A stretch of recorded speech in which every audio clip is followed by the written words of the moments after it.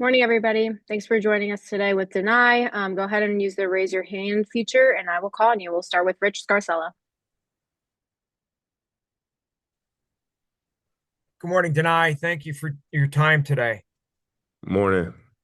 Dani, is there anything that you took away from last year's championship game against Oregon, in your experience in that game that you can apply to Saturday night? Yeah, I think last year obviously it was a great game in the Big Ten championship. They did a lot of different things that we hadn't seen all year. And obviously we're expecting the same thing this year, whether it's tackle over and hurry up offense, all those things.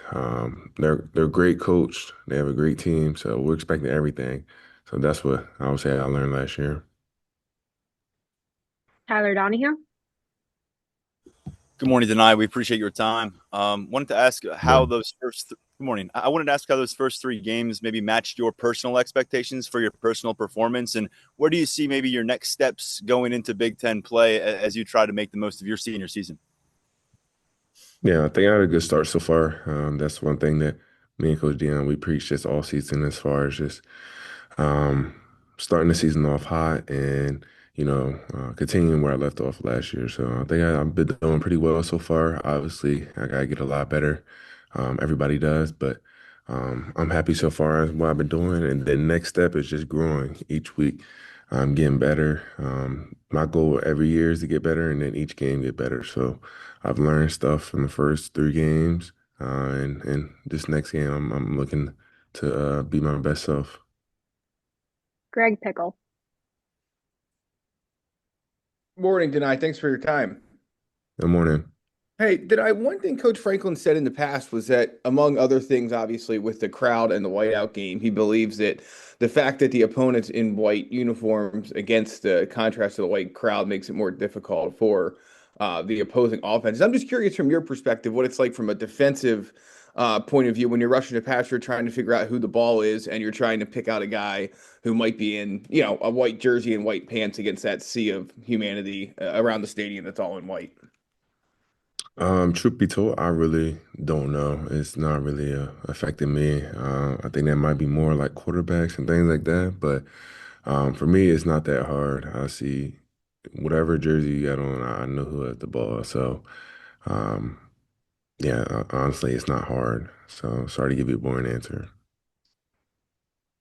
Daniel Gallen. Good morning, Denai. I appreciate your time today. Good morning. When you look at Oregon and quarterback Dante Moore, what has stood out about the way that he's playing early this season and that offense in general? Yeah, they're a great team. Obviously, he's been doing a great job of running, stepping up in the pocket as well. So we have to be a disciplined D line in our reverse lanes as far as not let him use his legs as much as he can. But obviously, they're a great team, so they're gonna find ways to make plays. But yeah, offensively, they've got players everywhere: O line, running back, receiver, obviously quarterback. And they're explosive as well. I think they've been putting up like 40, 50 points a game. So, um, yeah, we take it as a challenge. They got pieces everywhere, so we just gotta come for our A game. Audrey Snyder. Ethan, I appreciate your time. One of the things that you guys kind of worked through during the off week, and even during non-conference play was the crowd noise when you guys are trying to communicate as a defense. Um, do you feel like this defense has got that down now? Because obviously, I think everybody thinks about the whiteout from, yeah, make it loud for the opposing offense, but obviously you guys got to deal with that too. Yeah, no, definitely. I think Coach Frekin does a great job of doing that, not just this week, but literally every week. Our Fast Fridays are in Haluba Hall, and we're doing like the loudest max volume. So it's crazy loud in there. And then practice, we do crowd noise. Even all the way back in training camp, we were doing crowd noise. So yeah, it's gonna be extra loud on Saturday, obviously, but I don't think it's nothing that we're not prepared for. We're ready for it. We've been practicing for it for past 2 or 3 months since training camp. So yeah, just got over communicate. John Sauber. Morning, Brian.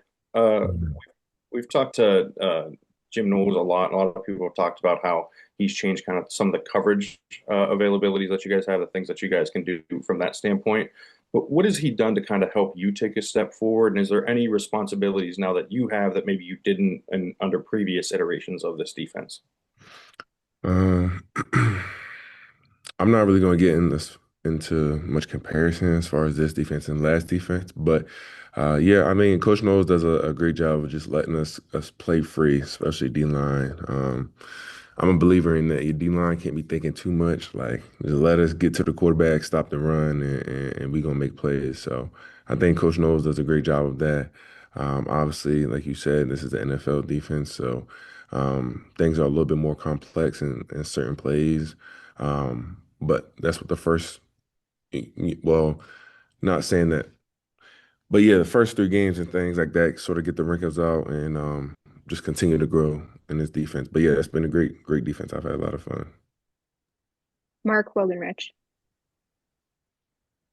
Hey, Denai, thanks for your time. Um, all the coaches say, Penn State players have a whiteout recruiting story. And I was wondering what yours is. Were you at the 21 game with everybody else in your class? Yeah, I was at the 21 game. I think that might have been Auburn, I believe. But yeah, it was a great game, great atmosphere, and then obviously, every year you see the Michigan clip, where they playing the Mo Bamba song, and that they got called a timeout. So yeah, every year it's huge. Last year I didn't even really get to play in the whiteout. Still dealing with a little bit of stuff. So this is my last whiteout. I'm excited, man. I think Saturday's gonna be a lot of fun. Rich Scarcella.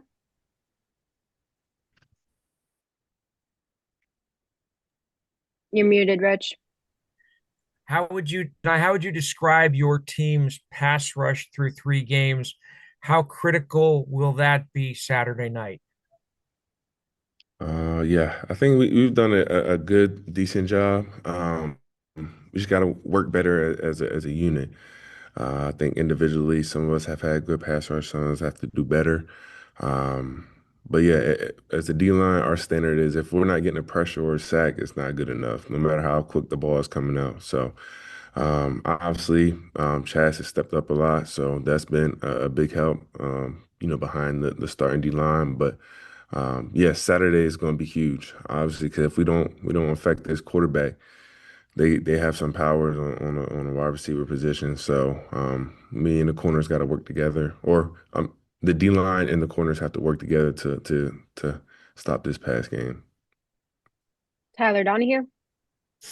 Denai, you just brought him up. I was going to ask about Chaz. What were the biggest areas of growth that you saw from him through his first 3 college games and going into the bye week? And what kind of a role do you feel he's earned on this defensive line jumping into Big Ten action? Yeah, I think he's done a great job. Obviously, he's sort of new to the position and things like that. He just started in high school, but I think he's done a great job. I think he's the biggest thing I've seen is his confidence has risen.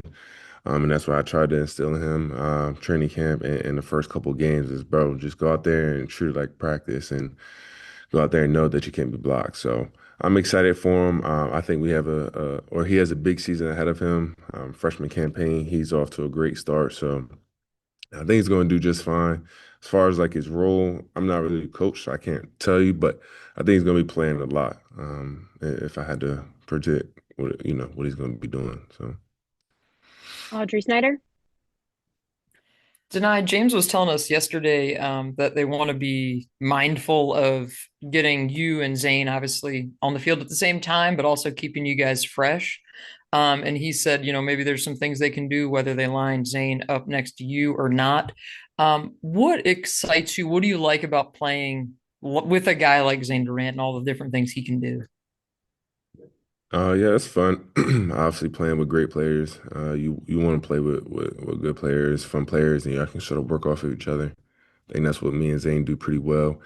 Is when we're rushing, stopping around, whatever, we know where each other's going to be. We've been playing with each other for the past 3 or 4 years now. So, yeah, it's always fun playing with other people who are dogs, things like that. But yeah, Coach Franklin said it, like you said. There's plays where we're going to be next to each other and stuff like that. So, That's like my brother. So yeah, I love playing with him. We got time for two more. We'll start with Greg Pickle.